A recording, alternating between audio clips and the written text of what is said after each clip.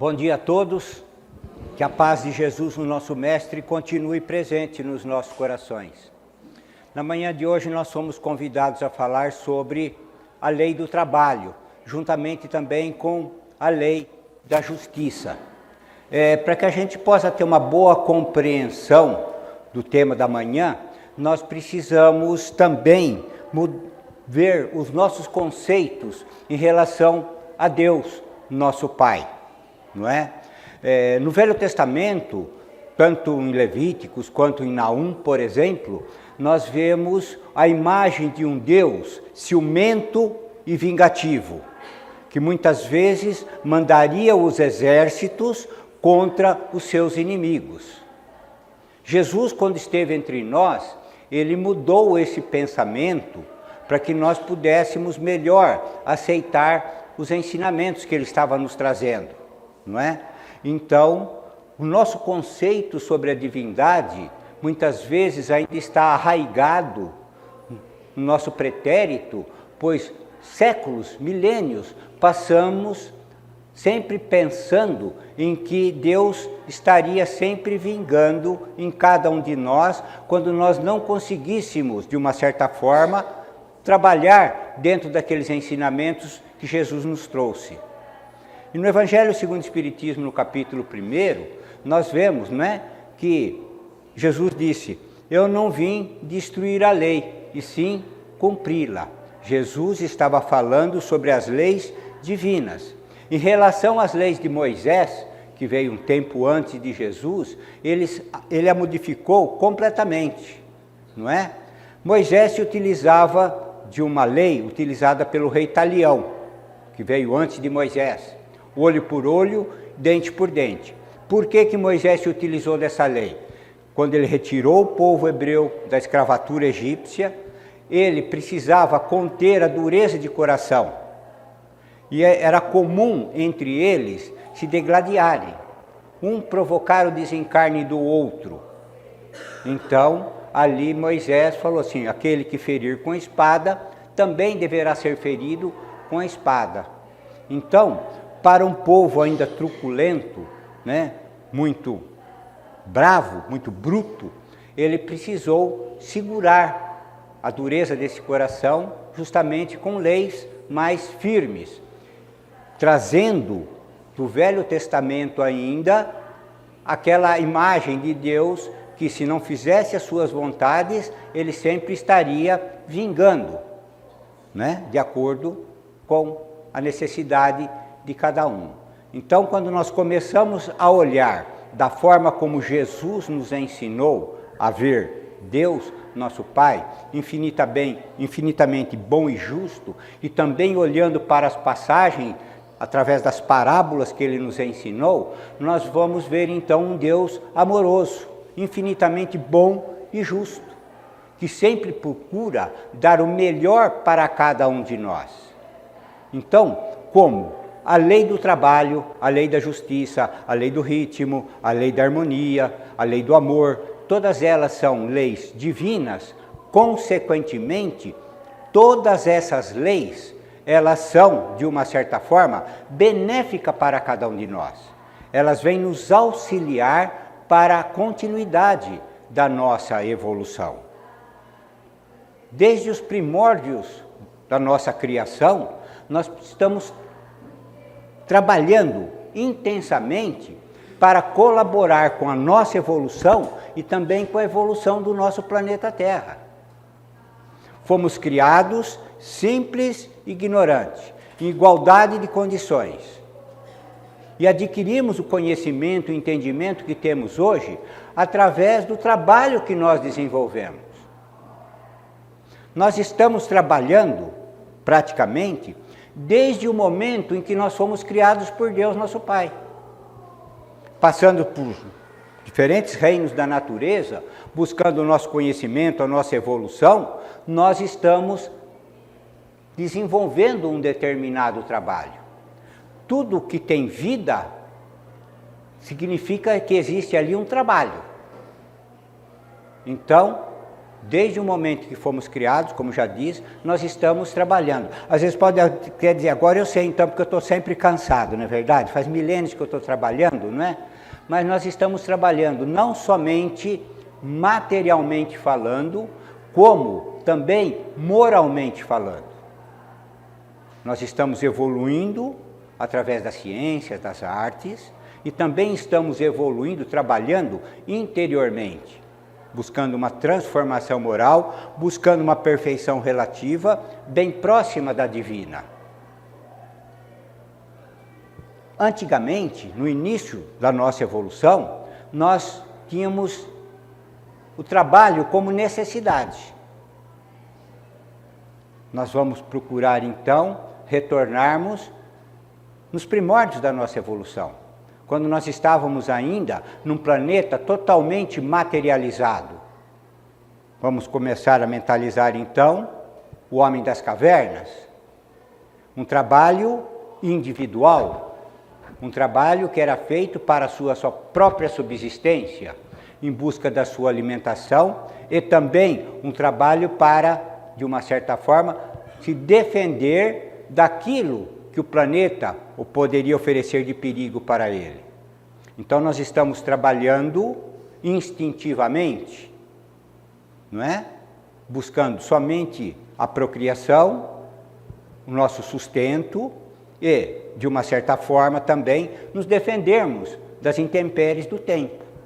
Foi o primeiro trabalho que nós começamos a desenvolver. Depois nós começamos gradativamente a modificar o pensamento do trabalho e do sentimento. Antes nós trabalhávamos única e exclusivamente para nós. Depois, com um pouco mais de conhecimento, de entendimento, começou-se então a formar as famílias. Então começou-se a trabalhar não somente para si, começou-se então um trabalho mais coletivo, trabalhando para a esposa e para também proteger os seus filhos. E nós fomos evoluindo gradativamente. Esse trabalho hoje, nós percebemos, é um trabalho coletivo. Porque somente para a nossa família, o nosso trabalho não é suficiente. Nós trabalhamos não somente para os nossos entes queridos, mas também já começamos a expandir esse trabalho para um trabalho social, para um trabalho coletivo. Em várias parábolas, Jesus nos fala sobre os mais diversos degraus de evolução e os trabalhos que nós vamos desenvolvendo. Por exemplo, no Evangelho de Mateus, no capítulo 20, nós lemos lá a parábola do filho pródigo, aonde Jesus diz que o reino dos céus é semelhante a um pai que tinha 2 filhos, em que um dia o filho mais novo pediu a ele os bens que lhe cabia. Imediatamente então o pai dividiu os seus bens e deu a parte daquele mais novo para que ele pudesse fazer a sua caminhada. E aí então Jesus continua nos esclarecendo que depois de um determinado tempo, aquele filho mais novo empreendeu uma viagem para um país muito distante. E lá, trabalhando de uma forma dissoluta, acabou por perder todos os seus bens. Passando então a ter a necessidade de buscar pelo menos o seu sustento, como ele nos fala na parábola. Ele sentia fome e não tinha o que comer. E, entre aspas, caiu na mão de um senhor que o escravizava. Ele trabalhava cuidando de porcos. Muitas vezes ele queria se alimentar das vagens que era dada aos porcos, mas nem isso lhe davam. Até que um dia, então, como nos diz na passagem, ele caiu em si, ou seja, ele refletiu naquela situação na qual ele se encontrava. Ele começou a refletir que na casa do pai, qualquer trabalhador tinha pão em abundância, não lhe faltava absolutamente nada. Então ele começou a relembrar como era a vida na casa do pai. Até que um dia então ele se propôs a retornar à casa do pai. E na passagem nos diz que ele se levantou e empreendeu um caminho de volta para a casa do pai. E o pai, vendo que ele se levantou e estava buscando novamente a casa do pai, foi de encontro a ele, feliz da vida. O abraçou, o beijou, pediu que matasse o melhor cevado, pediu que lhe colocasse vestes novas, colocasse uma sandália nos pés, inclusive um anel nos dedos. Porque o anel naquela época significava que fazia parte da família. Porque era costume também naquela época muitos servos morarem na mesma casa. O que distinguia entre os servos de um familiar era uma aliança, era um anel que cada um dos familiares tinha nos dedos. E ele festejou o retorno do filho, dizendo: o filho estava perdido e se achou, estava morto e reviveu. E fizeram uma festa.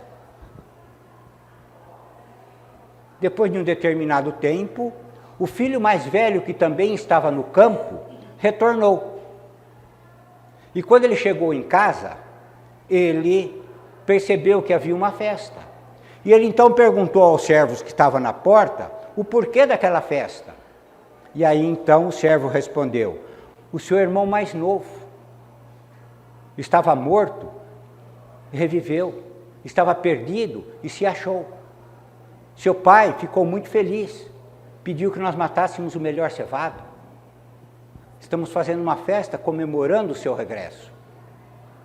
E o filho mais velho então, incomodado com aquilo, relutou em entrar, não aceitando aquilo que estava acontecendo. Imediatamente então o servo foi até o pai de família e disse: o seu filho mais velho regressou do campo. Me perguntou o que estava acontecendo e eu lhe disse. E ele não quis entrar. Imediatamente então, o pai foi lá de encontro ao filho mais velho, esclareceu o que estava acontecendo e pediu também que ele aceitasse e que ele entrasse. E ele disse assim: o teu filho mais novo gastou todos os bens que você havia dado a ele de uma forma dissoluta, perdeu tudo.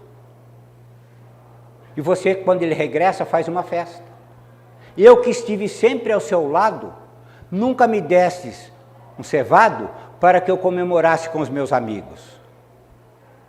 E o pai então disse: bem dissestes, sempre estava ao meu lado. O que é meu é seu.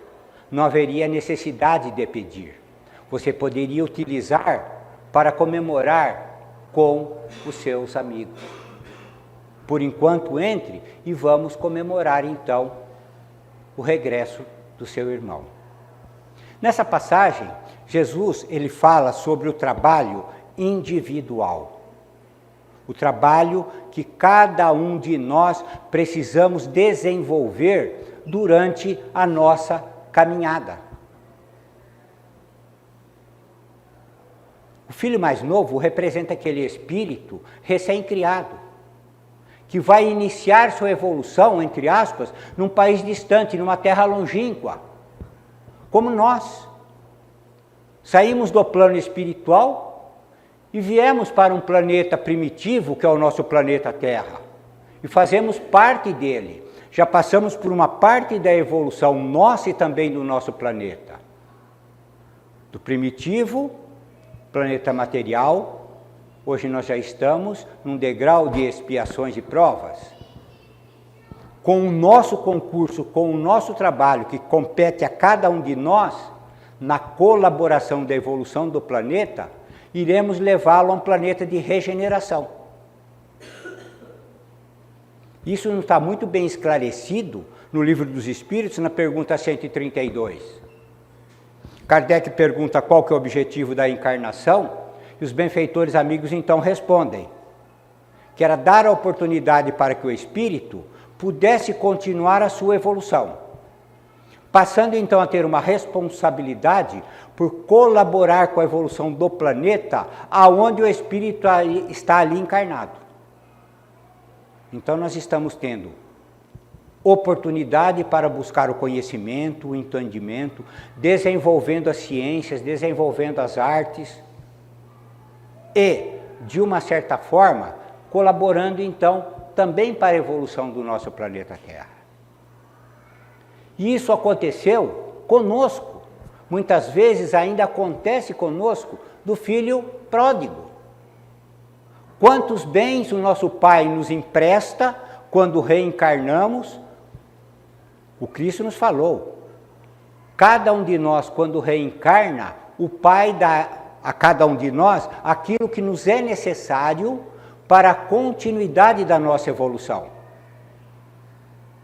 Nós temos tudo o que nós necessitamos dentro dos nossos merecimentos e das nossas necessidades.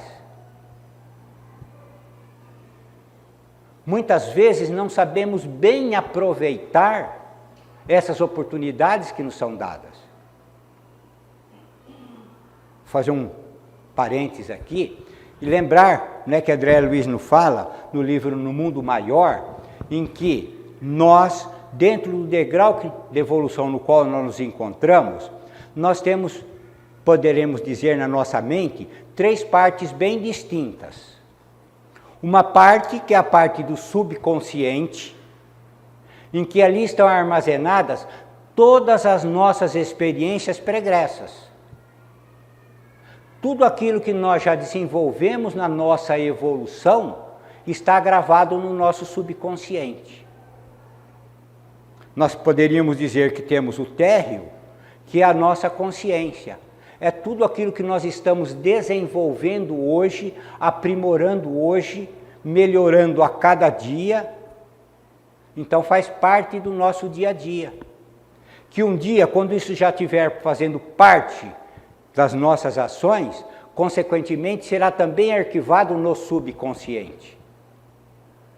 E temos um primeiro andar, que é o superconsciente, que é onde está instalado ali os nossos ideais futuros.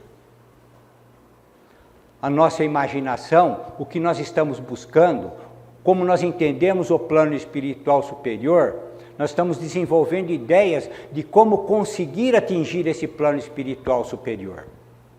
Tudo isso aí está no nosso superconsciente. E é ali então que nós precisamos focar a nossa ideia, para que possamos, para sabermos bem ou melhor atingir esse degrau de evolução, descobrirmos em cada um de nós aquilo que ainda dificulta na nossa evolução. Que eu já disse, pela falta de conhecimento, de entendimento, num determinado degrau de evolução nosso, nós precisamos desenvolver, por exemplo, o orgulho, a vaidade, o egoísmo. Isso foi necessário, um trabalho que nós desenvolvemos através de milênios, para a perpetuação da espécie, para o aprimoramento do corpo físico. Hoje nós já sabemos, cada órgão que trazemos do nosso corpo físico foi desenvolvido por cada um de nós através dos milênios da evolução. Determinados órgãos que serviam e não servem mais foram atrofiados. Em consequência, nós fomos desenvolvendo outros órgãos para que nós pudéssemos estarmos aqui hoje. Um trabalho que nós desenvolvemos. Então, começamos o trabalho pela necessidade do trabalho. E agora nós vamos chegar a um ponto em que nós vamos sentir que precisamos trabalhar, precisamos dar a nossa colaboração para a continuidade da nossa evolução. Antes, entre aspas, nós precisávamos. Agora nós vamos começar a sentir a necessidade desse trabalho. E para que o trabalho possa ser cada vez melhor, ele precisa ser um trabalho honesto. Porque, como já diz, a lei do trabalho está acoplada à lei da justiça, como o próprio mestre nos esclareceu. A semeadura é livre, mas a colheita ela é obrigatória. A partir do momento que conseguimos adquirir o raciocínio, adquirimos também a condição de livre-arbítrio. Ou seja, nos foi dado a opção de escolhermos qual caminho queremos traçar para cada um de nós. Nos demos a oportunidade de estarmos aqui hoje de manhã. Livre-arbítrio nosso, escolhemos isso. Poderíamos estar em outro lugar? Sim, mas foi uma escolha do nosso livre-arbítrio. Hoje ainda nós precisamos escolher aquilo que eu quero para mim. Por isso que ainda nós temos o livre-arbítrio. Um dia, futuramente, quando nós estivermos mais evoluídos, moralmente falando, entre aspas, não existirá mais a necessidade do livre-arbítrio. Nós sabemos o trabalho que precisamos desenvolver e nos colocaremos ao lado do Pai para desenvolver o trabalho que Ele espera de cada um de nós. Porque nós vamos saber, precisamos desse trabalho para continuarmos a nossa evolução. Então ele precisa ser honesto, não pode levar o prejuízo para ninguém, porque senão haveremos de ter a necessidade de reconstruir aquilo que nós destruímos com as nossas ações ainda imperfeitas. O trabalho, ele precisa ser fraterno, ele precisa ser para com todos e não exclusivamente, como no início da nossa evolução, único e exclusivamente para nós mesmos. Nós temos muitos exemplos em que muitos irmãos abnegados trabalham em benefício de todos. Por exemplo, cientistas pesquisando vacinas, buscando curas para determinadas doenças, ele não está trabalhando única e exclusivamente para si. Ele está trabalhando para o bem da coletividade. Um professor numa escola, numa faculdade, ele trabalha em benefício de uma coletividade. Então, esse trabalho, ele tem que ser fraterno. E esse trabalho também precisa ser coletivo. Não é uma e única, exclusivamente pessoa que vai conseguir fazer a mudança, a transformação do nosso planeta Terra.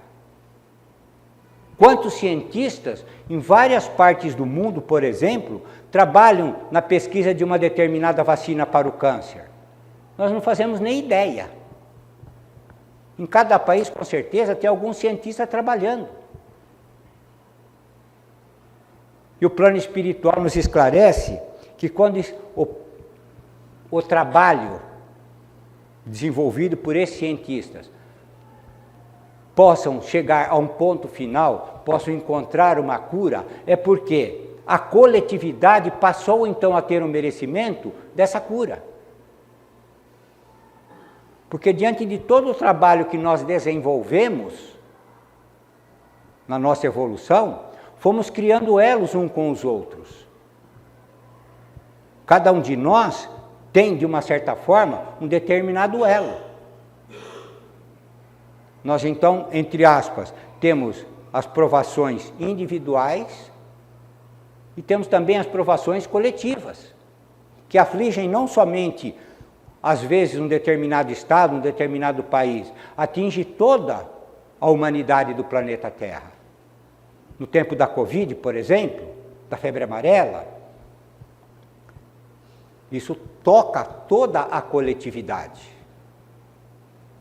Então, o nosso trabalho, ele tem que ser pensado em benefício de todos, não único e exclusivamente cada um de nós.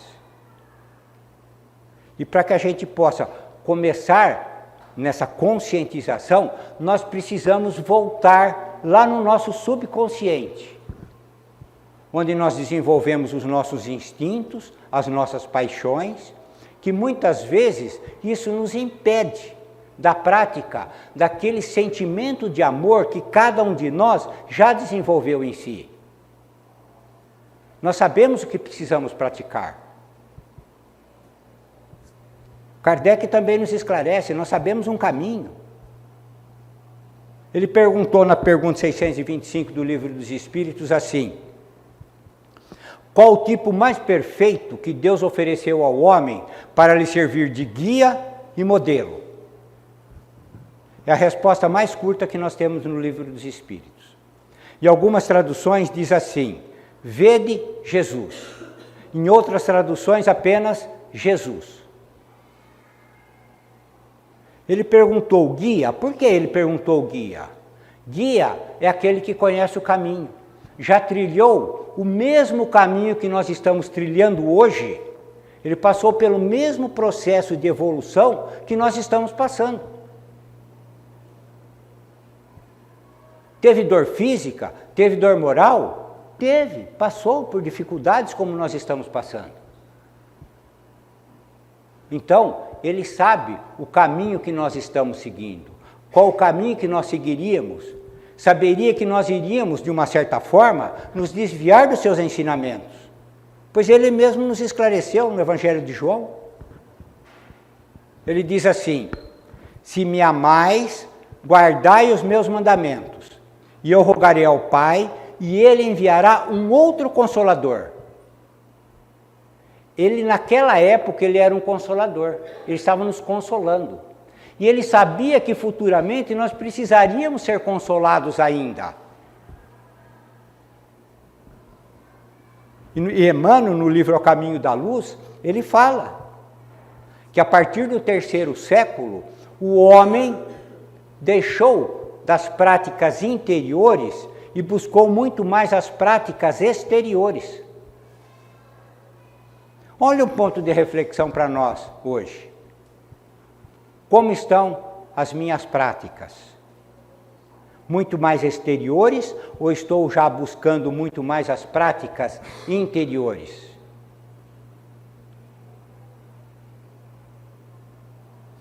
Um ponto de reflexão para nós. Para que nós possamos modificar o nosso ideal. O que nós estamos buscando?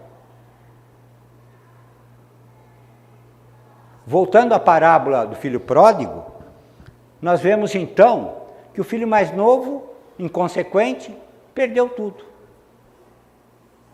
Nós já perdemos tudo, não às vezes materialmente falando, mas perdemos a noção da nossa caminhada, nos encontramos escravos como ele se encontrou escravo. Nós não somos escravos dos nossos vícios, dos nossos defeitos, das nossas paixões. Não somos escravos da ideia que nós criamos de uma determinada sociedade falida, onde somente alguns, de uma certa forma, teriam privilégios, outros não.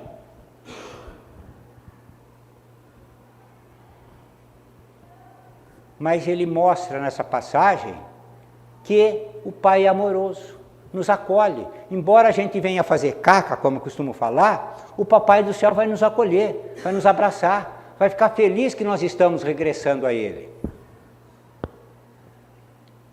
E ele fala também do filho mais velho, que estava no campo trabalhando. Ou seja, desde o espírito mais novo, recém-criado, até um espírito mais velho, continua o seu trabalho. O nosso trabalho é eterno. Acima do Cristo, nós temos os arcanjos, espíritos superiores, moralmente falando, que são os construtores do universo, que continuam trabalhando, criando o universo, criando planetas para que a continuidade da criação divina possa ter lugar adequado para a continuidade da sua evolução. E o filho mais velho, então, retorna. E o que ele mostra para nós nessa passagem? Que mesmo sendo mais velho, ele ainda tem dificuldades na aceitação, na compreensão. Ele não reconhece o filho mais novo do pai como irmão dele. Ele fala, o teu filho mais novo. Ele não fala meu irmão. O meu irmão mais novo. Ele não fala.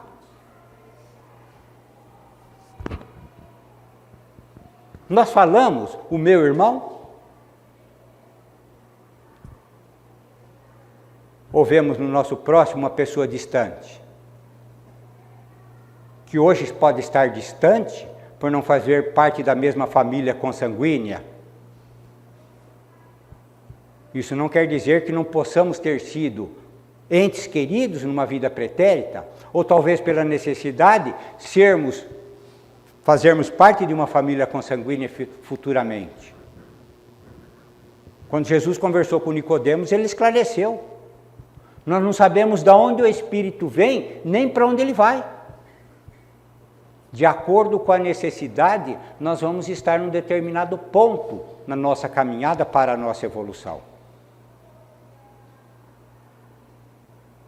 E ele mostra, mesmo o filho mais velho, ainda tem a necessidade de uma mudança, de uma transformação.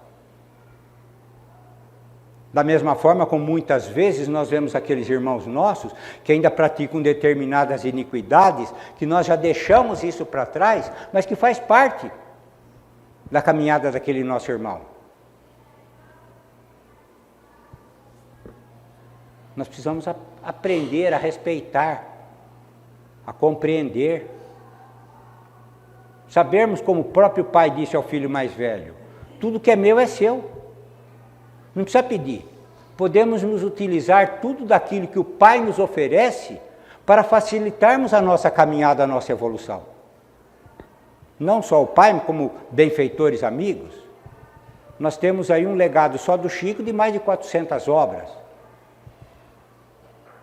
É um legado do plano espiritual superior para cada um de nós, que podemos nos utilizar disso para melhorarmos a nossa caminhada. Melhorando aquele sentimento de amor que o Pai nos envolve, para aprendermos a amar melhor o nosso próximo. Repartir com o nosso próximo o nosso amor, o nosso carinho. É isso que o Pai espera de cada um de nós.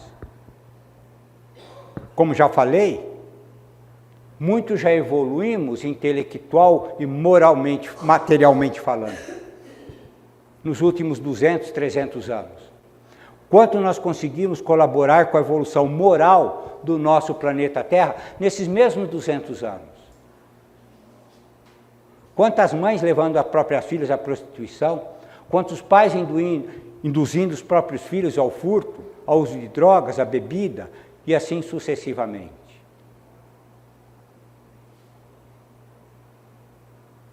Quantos filhos matando os próprios pais, esperando a própria herança? Isso não é coisa nova, gente. No livro Libertação, de André Luiz, ele fala de um diálogo que ele teve com o Gúbio, que é o seu instrutor no plano espiritual, em que, de uma certa forma, o Gúbio, quando estava aqui encarnado, filho de um advogado muito abastado, materialmente falando, ele queria, ou era ávido por dinheiro. A mãe dele desencarnou. Para ele ficou bom. Ele estava somente esperando o pai desencarnar para ele pegar o dinheiro. Mas o pai, ainda novo, casou-se novamente. Para ele foi o fim. Ele chegou a provocar o desencarne da madrasta para que ele pudesse pegar a herança do pai. E aí então ele estava relatando, André Luiz, que ele, quando retornou ao plano espiritual, já havia entrado em contato com o pai já havia aceitado. Já havia entrado em contato com a mãe, que também já havia aceitado, e voltarem juntos para ele resgatar o seu pretérito. Faltava somente encontrar a madrasta e propor a ela uma nova reencarnação juntos, para ele pudesse se redimir do pretérito. Só que fazia mais de 20 anos que ele estava com dificuldade de encontrar a madrasta. Aí André Luiz, está relatado no livro, André Luiz fala assim: mas o plano espiritual superior sabe. É só perguntar para eles.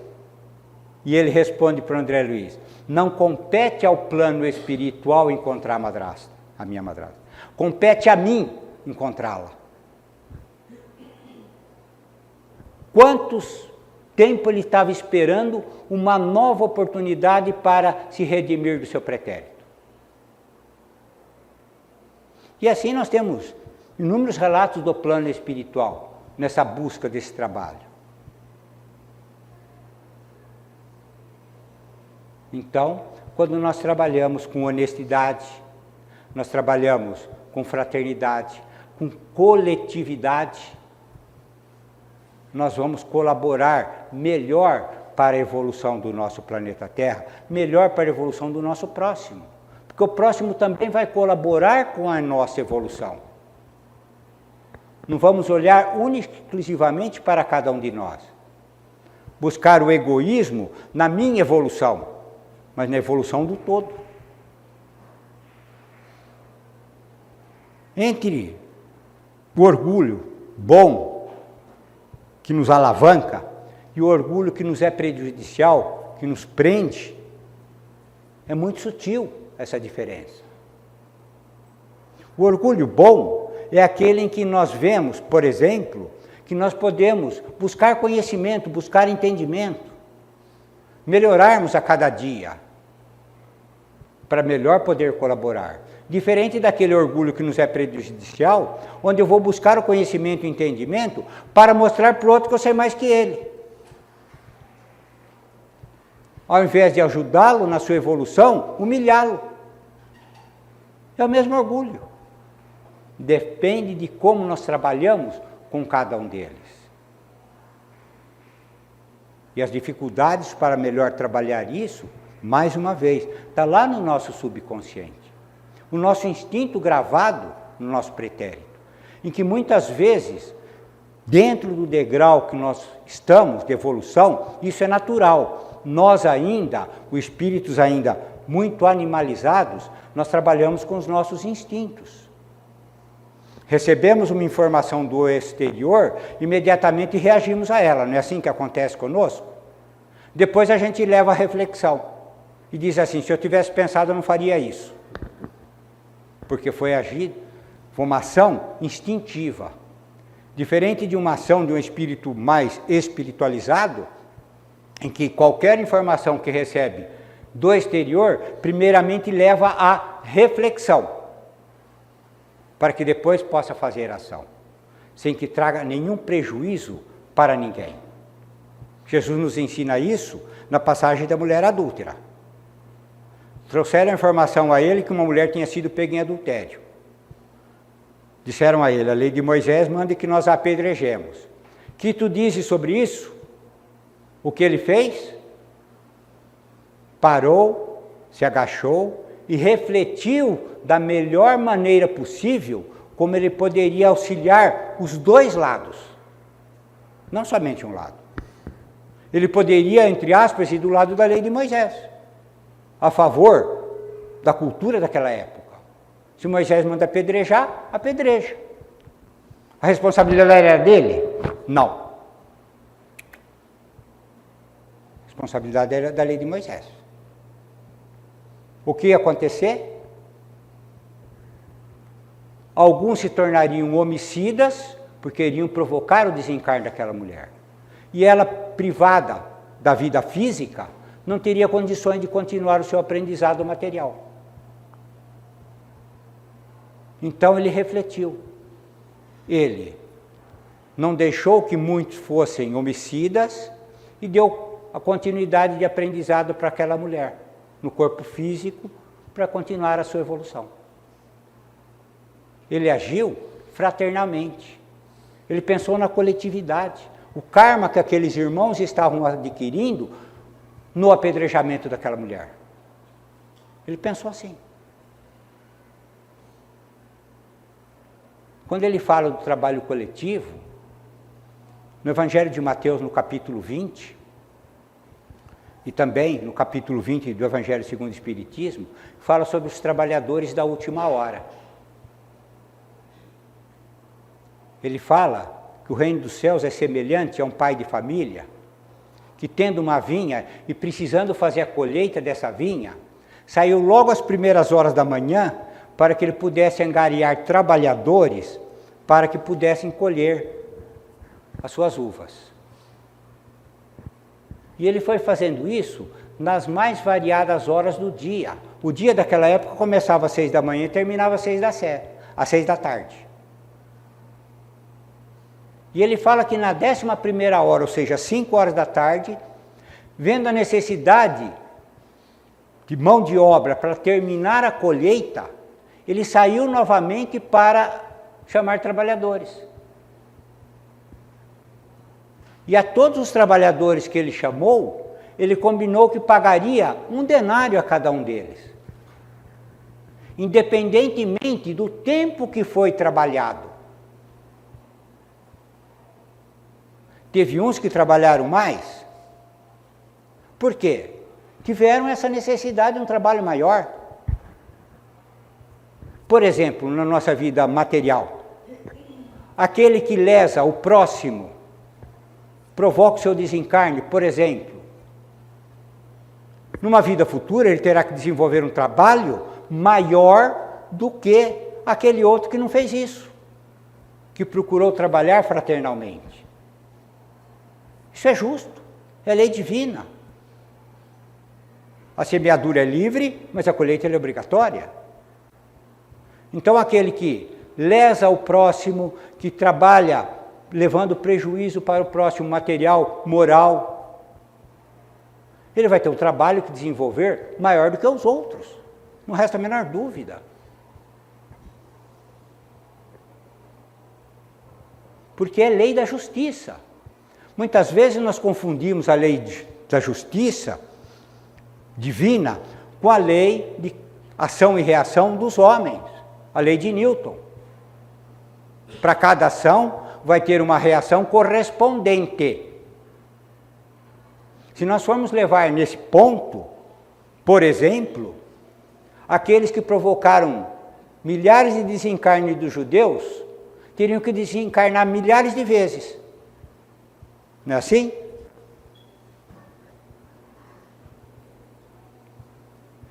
Aquele que provoca o desencarne de 10 pessoas vai ter que morrer, desencarnar 10 vezes pela morte? Não. Porque a justiça divina, ela trabalha em causa e efeito, e não ação e reação. A justiça divina, ela é flexível, porque ela trabalha com pensamento, com ações. Diferente, a partir do momento que você dispara uma bala, por exemplo, essa bala não tem retorno, não tem como retornar mais isso. Mas a partir do momento que eu emito um pensamento inferior, um pensamento negativo, imediatamente eu posso emitir um outro pensamento, um outro sentimento bom, por exemplo, que vai anular o retorno daquele primeiro pensamento meu.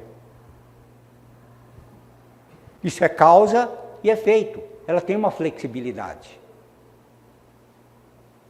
Então, não necessariamente aquele que provoque o desencarne de centenas de pessoas terá que desencarnar centenas de vezes. Nós temos aí, Segunda Grande Guerra Mundial, quantas vezes nós já falamos daqueles médicos espirituais, Dr. Fritz, que se denominam Dr. Fritz, fazendo cirurgias espirituais. São os mesmos cientistas que, na época da Segunda Grande Guerra Mundial, eles faziam as experiências com os judeus. Hoje, já estão se redimindo do seu pretérito, fazendo inúmeras cirurgias espirituais, curando centenas de milhares de pessoas. Ou mesmo trabalhando no desenvolvimento de uma vacina, que vai proteger a vida física, às vezes, de milhares e milhares de pessoas. Essa é a lei de causa e efeito, que é infinitamente boa e justa. O canibal, por exemplo, que mata um homem para comer, é a cultura dele. Ele não tem conhecimento, não tem entendimento. Ele será muito menos cobrado do que aquele que mata por prazer, como nós temos pessoas assim.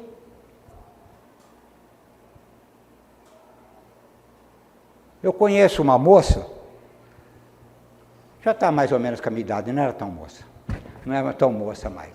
Ela era diretora numa escola em Diadema. Nós conversávamos muito. E ela falava assim, tinha um aluno que chegava na escola armado.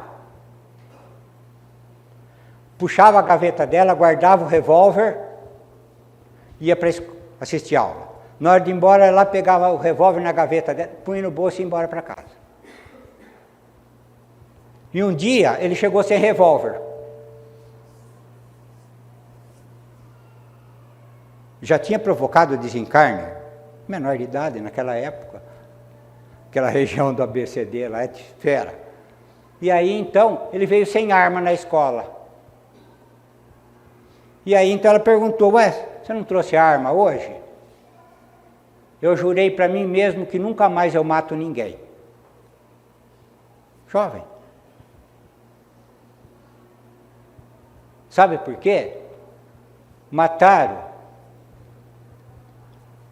o marido da minha irmã. Eu vi o sofrimento da minha mãe, da minha irmã, dos entes queridos, pela perda do meu tio. Nunca mais eu vou matar ninguém. Olha a reflexão que aquele jovem teve no momento de dor. Ele precisou sentir a própria dor familiar para ele não agir mais como ele agia. Isso é um fato real. Então, o Papai do Céu sempre vai cobrar de acordo com aquilo que nós temos capacidade de entendimento. Se alguém pratica o suicídio com consciência, será muito mais cobrado do que aquele que ainda tem um problema mental e atravessa uma rua e um carro atropela e provoca o seu desencarne. Porque ele não tinha capacidade de raciocínio. E o plano espiritual não vai cobrá-lo da mesma forma como cobra daquele que tem conhecimento. Eu vou deixar vocês um pouco tristes agora. Porque nós já temos um pouco mais de conhecimento, não temos? Que a maioria das pessoas, nos demos mais oportunidade de buscar leituras edificantes, buscarmos uma transformação moral, não é assim? Nos propusemos a estar aqui hoje. A nossa cobrança será maior do que aquele que não tem conhecimento. Um dia, o plano espiritual não vai perguntar o que nós fomos, e sim o que nós fizemos. O que você fez de posse do conhecimento que trazia? Quanto você colaborou com a evolução do planeta Terra? Os trabalhadores da última hora, Jesus veio aqui, Moisés veio antes, os profetas, os apóstolos, cada um no seu determinado tempo, fazendo a sua parte. E nós estamos no nosso tempo, agora, hoje. Qual é a colaboração que nós estamos dando? É essa cobrança que nós teremos. Nós sabemos o que precisa fazer, sabemos como fazer, porque o Cristo foi o caminho, o guia e o modelo, o exemplo. Ele exemplificou tudo aquilo que ele falou. Não teve nada que ele falou que não ficou sem exemplo. Está nos relatos bíblicos. Se nós tivermos dúvida de como deveremos agir no nosso dia a dia, em qualquer situação, devemos fazer o quê? Parar, refletir. Como Jesus agiria nessa situação? E depois, então, aí sim, tendo feito essa reflexão, agirmos da melhor maneira possível. Um bom domingo a todos, uma boa semana, que a paz de Jesus, o nosso Mestre, possa continuar sempre presente nos nossos corações.